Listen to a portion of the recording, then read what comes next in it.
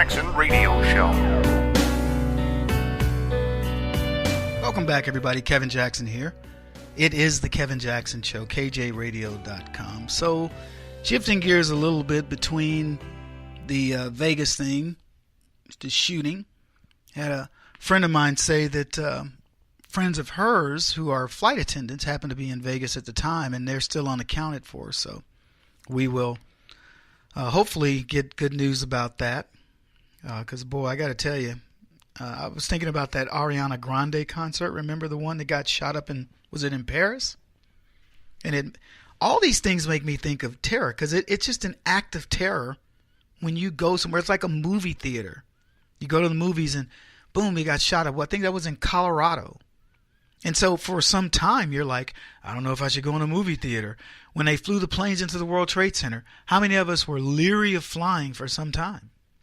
My hand's up. So these are not little things. Things like this last for quite a while. They've got hotlines out for this stuff.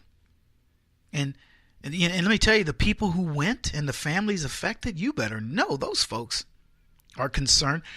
Look, I can sit here and tell you, I don't have many family that listen to country music. I don't even know who this act is, to be honest with you.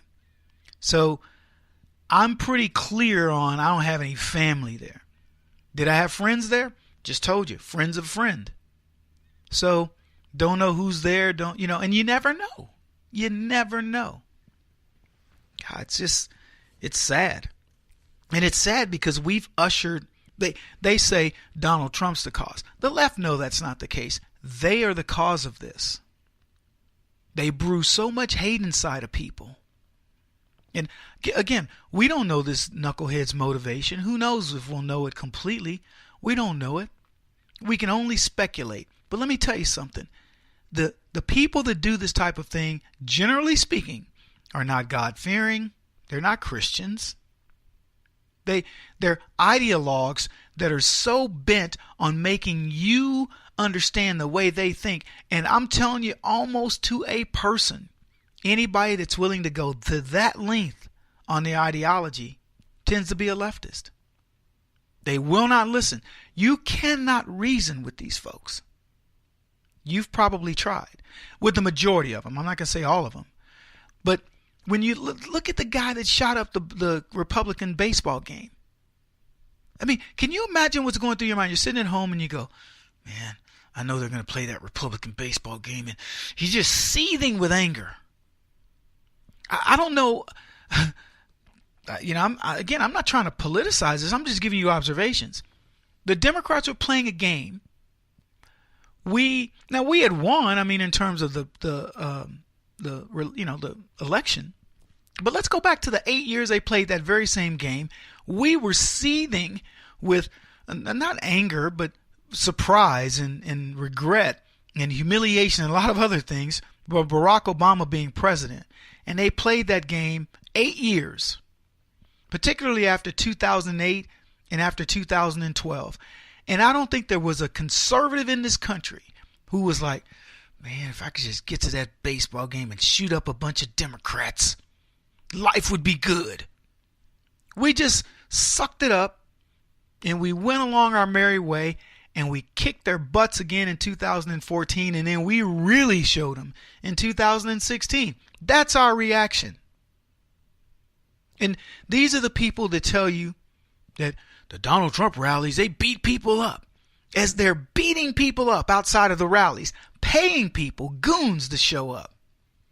A friend of mine said they were at their union rally for something, transportation, and they were trying to vote another guy in, and the goons were there in such a degree that they said, wow, there were people in fear. They were ready to leave the convention. And you know what? I'm proud to say they stayed. But you sit here and you go, this is the left. They will try anything they can to get you to capitulate.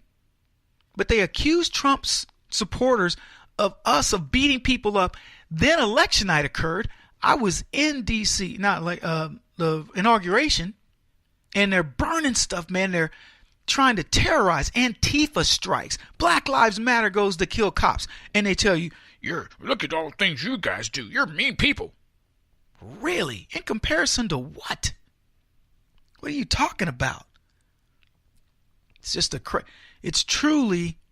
it's incredible that they get away with this. It really is. That's not even what I want to talk about. I mean, it's easy to segue into the violent nature of these people. It's very easy. I'm going to talk about Chicago in just a second, but I want to put it into the context of something that I said a while back with these NFL knuckleheads. And I said that these are people taking a knee in order to say that they're fighting the injustice that occurs in this country.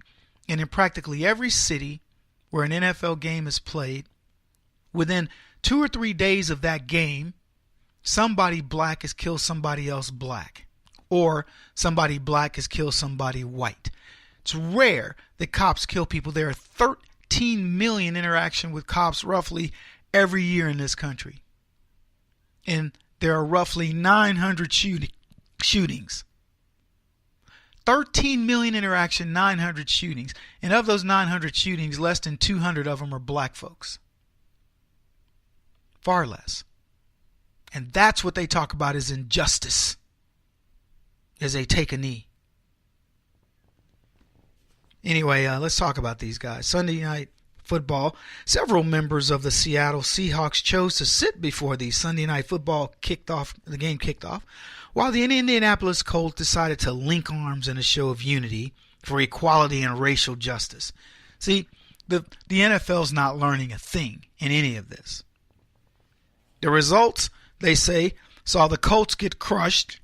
Seattle scored a blowout, 46-18 win. Whether it's politics or the final score or a mix of both, it was no win for NBC and the NFL last night. And I'm going to get into the stats in a second. But here's the bigger picture of this. The bigger picture of this is some of the players who stood, I'm told, raised their fist. Cam Newton was one of them. You remember him, the loser in the Super Bowl that he was supposed to win the other year? Yeah, that guy, he raises his fist. That's going to be the new symbol. We'll stand, but we'll raise our fists. Like Tommy Smith in the 1968 Olympics. I forget the other guy. Both of them amazing quarter milers. But they raised their fist, and they should have raised their fist in protest in 1968. Because Democrats were whooping black people's heads. When I see raised fists today, I'm like, shut up. What are you raising your fist for? You raising your fist because LeBron James might be the first billionaire sports figure? You raising your fist because of Tiger Woods' domination of sports and his worldwide adulation? You raising your fist because of all the other pro athletes that are, that dominate practically every sport? You raising your fist for that? What are you raising your fist for? Oprah Winfrey being the preeminent talk show host? I mean, when you think talk show, you think Oprah Winfrey. When you raise your fist, you're raising it for Samuel L. Jackson, you're raising it for Morgan Freeman, Denzel Washington, Viola Davis. Who? Will Smith? Who are you raising it for? You raising it for Dr. Ben Carson, sitting on the president's cabinet? What's her name? Omarosa? Right-hand people to the President of the United States? Who are you raising your fist for? Equality of what? I keep asking all these black folks that want to be militant, tell me where you want to live. I guarantee you there's a white person in this country who will send you there and set you up. Because they don't want to hear it. And for those of you who stay, you know what they do? They say, shut the heck up. This country's done nothing but deliver. Let's go in these stats real quick. So they say it wasn't good.